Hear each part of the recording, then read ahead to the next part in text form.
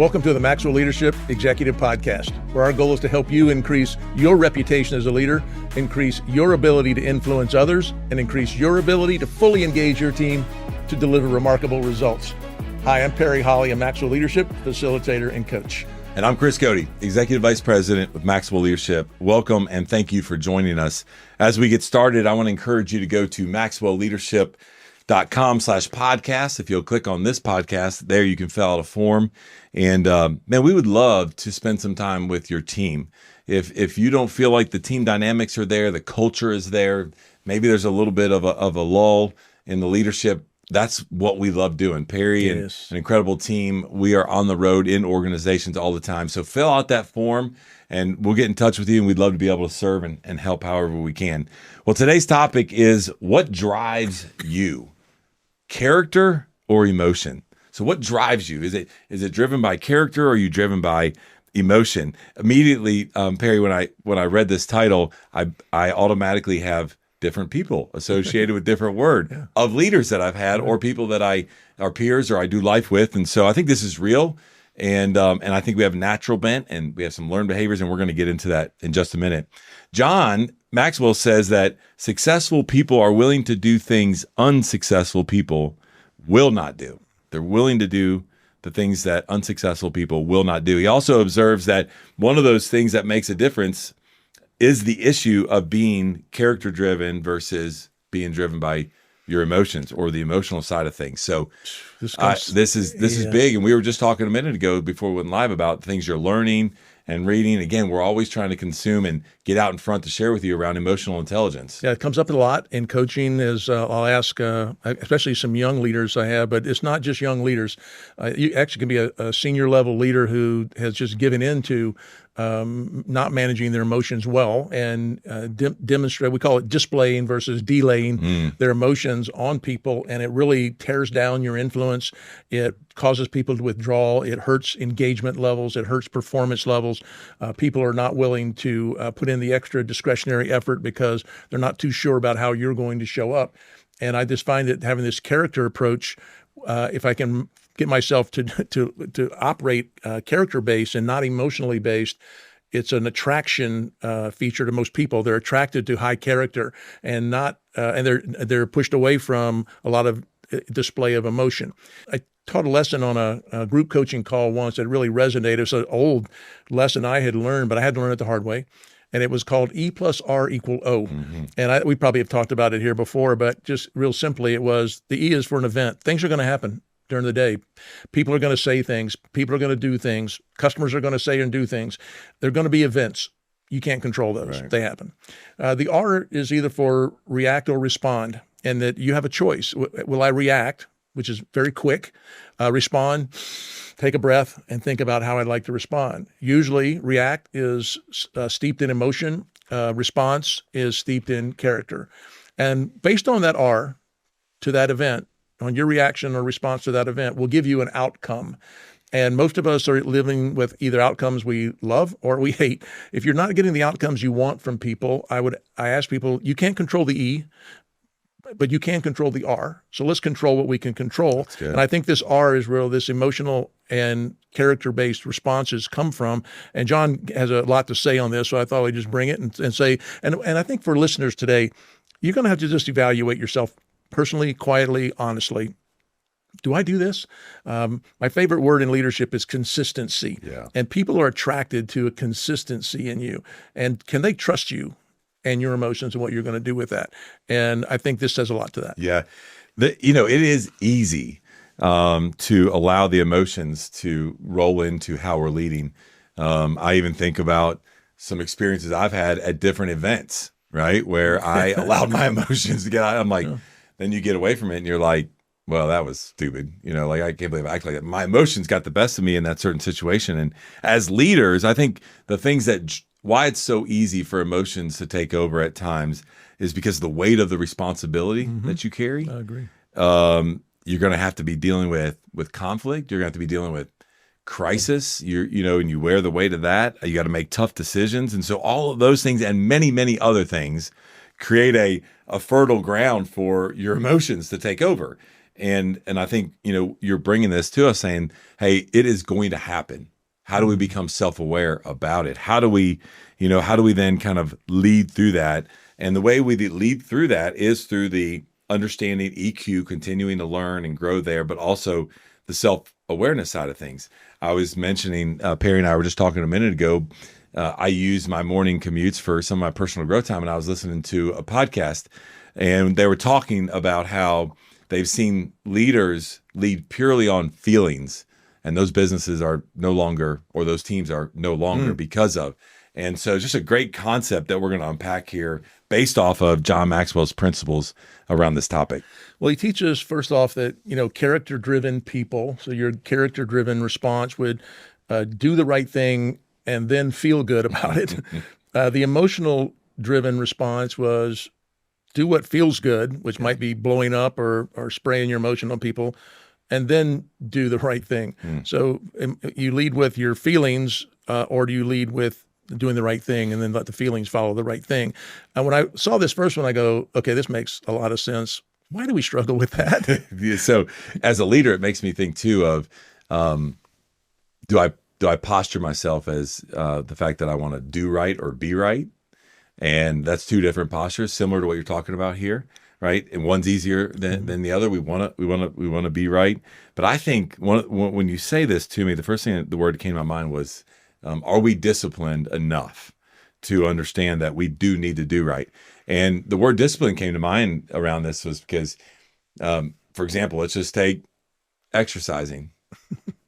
As you giggle, Please take it. I have done that many times, right? I get home and I'm like, yeah, you know what? I really don't feel like going out and getting some steps in or whatever it might be. And so that's a good one. I've got to act my way. Yeah. I got to be disciplined enough to act my way into feeling. And I think as leaders, we got to remember that we have to do the right thing, even though we don't feel like it at times, because that's the character side of being driven as a leader. I think I want you to go to the second one, but as you're talking, I'm thinking that we are, leadership is influence. And if you apply, what do you think of the two of these is going to grow your influence with others more?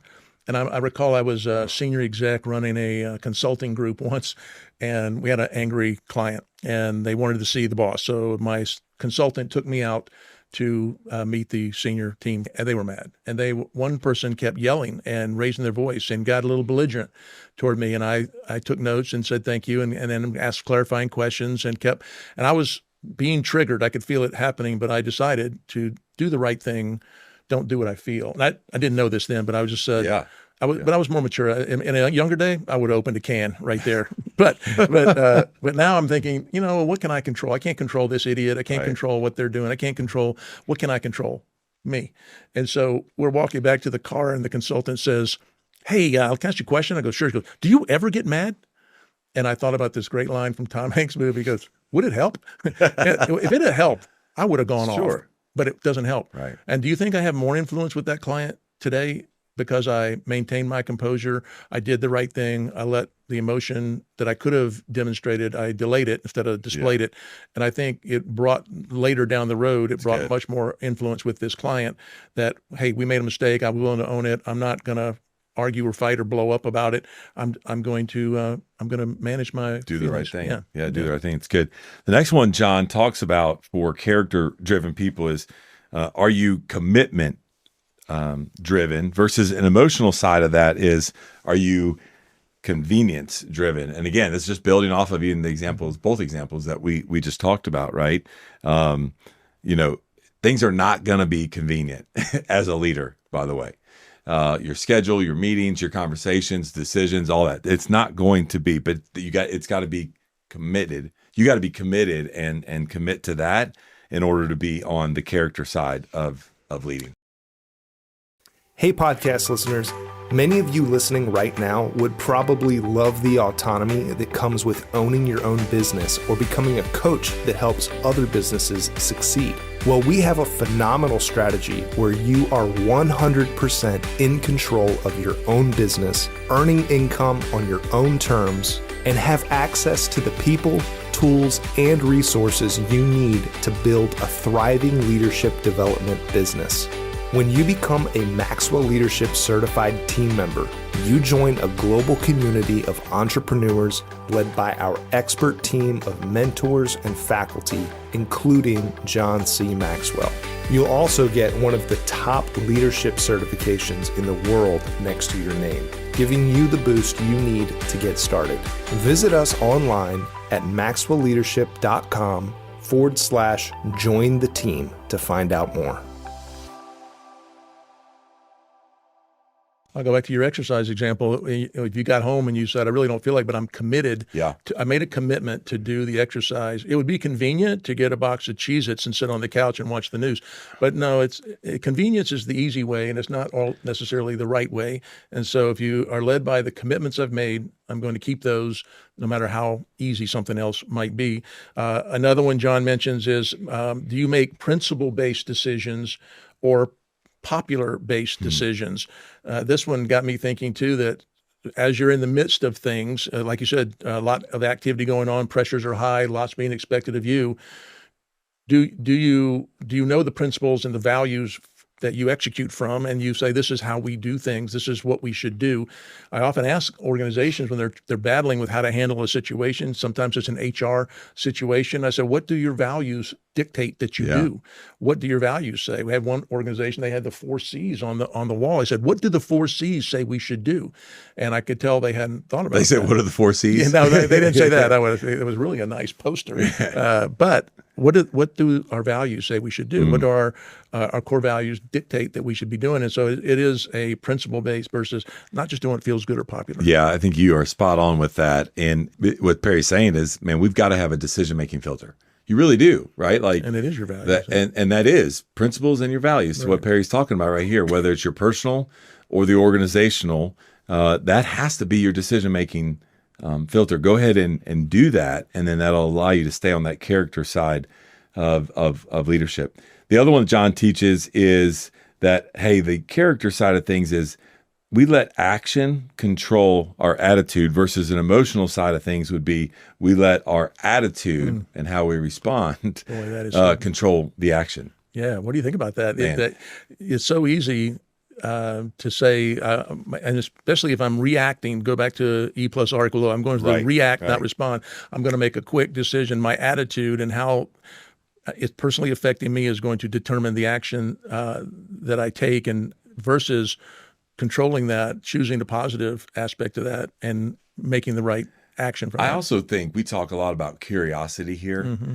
I think as leaders and individual contributors, I think when things happen, so action, when things happen, if we take a minute, to your point, before we respond versus reacting, and we try to get as curious, tell me more, tell me a little about here, what was the da-da-da, and you really are seeking to understand, I think that can get you into a posture of saying, okay, here was the action, I'm going to be curious, and then now here's my attitude towards whatever it might be, versus, and we're all guilty of this, right? Versus like, bam, here we are. Here's my attitude because of that action happened, and I'm not happy about it, or I'm excited about it, whatever the emotion might be. And I love you said just a minute ago about consistency. All throughout this lesson, I think really the underlying theme of what we're talking about is the consistency of leaders. And you and I have worked with a lot of organizations and seen a lot of different leaders, and there's not very much consistency out there in their emotions. Yeah, no, other things are driving those behaviors. I'm thinking so much to be said about the difference between a react and a respond is that there's a gap, and I usually have a picture of it when I do a PowerPoint about this, that I'm in London and you're taking the subway, the tube, and they've etched into the concrete right where the doors open, and it says, mind the gap. And because the train often doesn't match up with the platform, and there can be a gap, and you can hurt yourself, so they're trying to alert you to mind the gap. I took a picture of this, and I had it on my wall for years, really had it really framed nice, but as a great reminder to say, things are going to happen, events are going to happen, and the difference between a react and a respond is the gap, the amount of time between what happened and your next words.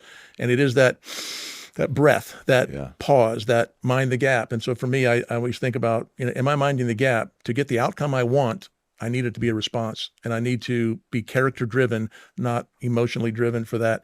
This one I highlighted for me was that John says, if you're character driven, person, you ask, what are my responsibilities? If you're an emotionally driven person, you ask, what are my rights? We talk so much about this at level one. A level one leader, you have a title, you're the boss, you have rights. You have the right to tell me what to do, you have rights to boss people, you have the right to have your way, those types of things. But we've also agreed that that's no way to lead. What are my responsibilities? People. And motivating people, inspiring people, driving people toward a consistent goal together. There's lots of things that responsibilities fall, but if I'm triggered, if I'm emotionally pulled into something, I tend to go back to my rights. And what it makes me think about is all the work that you've done, and we've talked about here about servant leadership, right? Is, man, we've got to put others as a leader. That's our responsibility. We got to put others above ourselves, and personal rights should never, as a leader, overshadow the fundamental obligation that you have to that team, to that family, to that organization, of what that looks like. And if you do that, and if you model that, it's going to set the right tone of the type of character. It's going to build a culture of accountability and service inside your organization. The next one is character-driven leaders or people. They continue when the problems arise. Emotional-driven people, man, they'll quit. They'll quit when problems arise. There's no resilience. Talk a little bit about this one, your thoughts on it. Well, status quo is, if everything was fine, we don't need you, leader. Right, that's right. The team can handle it on your own. So your job as a leader is to create more leaders and lead change. And all change is going to cause conflict at some level, and there are going to be problems. The old adage that behind this mountain are more mountains. It's just going to be always challenging. So a character-driven leader just understands exactly what I just said. That behind this mountain, more mountains. We've got to find a way. We're going to solve the problem. If you become overwhelmed and you're emotionally overwhelmed with the mounting challenges of the job, I think emotional intelligence, EQ, is the answer to this. That can I get to take control of the things I control, get people involved, we solve the problem, we have a team, it's not all on me. Sometimes I think as leaders it's all on me. It's not, if I'm a good leader, I got the team, we're all thinking, we're all moving, we're all acting. And so drawing people into this, we don't quit when problems arise, that's when we shine. That's why you're here, is to overcome the problems, take us to the next level. I know some leaders that literally define leadership as solving problems. Like that's it. I am here to solve problems, whether it's for the team, for the organization, whatever it is. Like, I'm a problem solver. There's no problems. We're fine. The team will handle it without you. We don't need you. Just a couple more, but John, they're easy. But again, why are they on here? Is that they're hard to do? But character-driven people are just steady at what they do. But emotionally driven people can be moody. I think it goes back to the attitude statement and how you show up, and that you're feeling the weight. And people do what people see. They're watching you. And John talks about the mirror principle and what they see. And I call it AIAO, attitude in, attitude out. What you bring, you're going to get out from others. So it reminds me of a story from one of our organizations that we work with. And I've shared this, but it's probably been a while ago, where the most influential individual on the C-suite floor is the executive assistant to one of the vice presidents. Because she has two different colored coffee mugs. You're right. This is a true story. And so depending on the mood that executive walks in with, his team knows whether or not to go in and talk to him like that. And so to your point, that is an emotional driven leader. The next one is character driven people really truly are leaders. That's what we're talking about here today, where emotional driven leaders at the core of who they are tend to be the followers. Right. And I think we can all look back and see examples of what that looks like. And so Perry and I just went through this list and kind of quickly tried to give you some of these simple kind of one-liners that John has laid out for years and that we've seen lived out on both sides. Both of us personally have experienced both sides. We also coach and train and consult with people and see it on different sides. We probably have family members that are on both sides. I wouldn't go use any names. No? Yeah, we're not using any names. But before I let you wrap up, let me give a couple closing thoughts around this. Character provides a moral compass and foundation for our decision making. We talked about what is that decision making filter for you. Perry talked a lot about what are the values, what are the principles that we're gonna do that. Where emotions can kind of lead on unwise choices, really rash, right? Like we have been a part of groups where we're like, hey, let's go here. Or all of a sudden we're going here on a flight somewhere, and 3 hours before somebody's like, I just bought us tickets, we're going there. We know people like that, right? And they emotions can lead to that. It's not a bad thing. And at times you do need some of that, but man, you got to have a decision-making filter that you fall back as you're leading organizations. And emotions are extremely important. What I don't want you to hear us say is that being an emotional leader is a bad thing. It's not. It is not at all. But I think that when you really want to build a foundation, I think that you've got to have a lot of these character traits for the long haul, the sustainable part of leadership, because the emotions can be unreliable due to what's going on critical decisions you have to make, actions that are required of a leader. And so as you think about this list that we just shared with you and you download the learner guide, I'd encourage you just to kind of divide that paper right in half and begin to self-assess and go through and say, where am I at on this? And then we haven't challenged you in a long time to do this. If you're up for it, go to some of your team and say, hey, how am I doing with this? Yeah, I tell you what, here's a simple, if you're watching on YouTube, right here, if you're not, I'm holding up a sheet of paper, draw that line down there and just be like, circle which side of the chart I'm on. And under my leadership, what does it look like to be on the other side? And then really have a good conversation around that. I love it. Well, the bottom line to everything we talk about here is developing your influence as a leader. And I guarantee you, if you're leading from the emotional side, your influence could be lacking or struggling in some areas. And if you lead from character, you'll almost always be drawing people toward you and developing your influence at higher and higher levels. Just Chris reminded you earlier, if you'd like to get that learner guide, learn more about our offerings, see the other of our podcast offerings, do all that at maxwellleadership.com/podcast. You can also leave us a comment or a question there. We love hearing from you. Very grateful you'd spend this time with us today. That's all from the Maxwell Leadership Executive Podcast. Are you ready to elevate your leadership to new heights? Join the movement towards High Road Leadership with John C. Maxwell's latest book. In High Road Leadership, John explores the power of valuing all people, doing the right things for the right reasons, and placing others above personal agendas.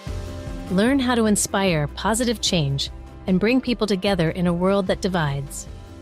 Order now and receive exclusive bonuses, including a keynote on High Road Leadership by John Maxwell himself, and a sneak peek into 3 impactful chapters.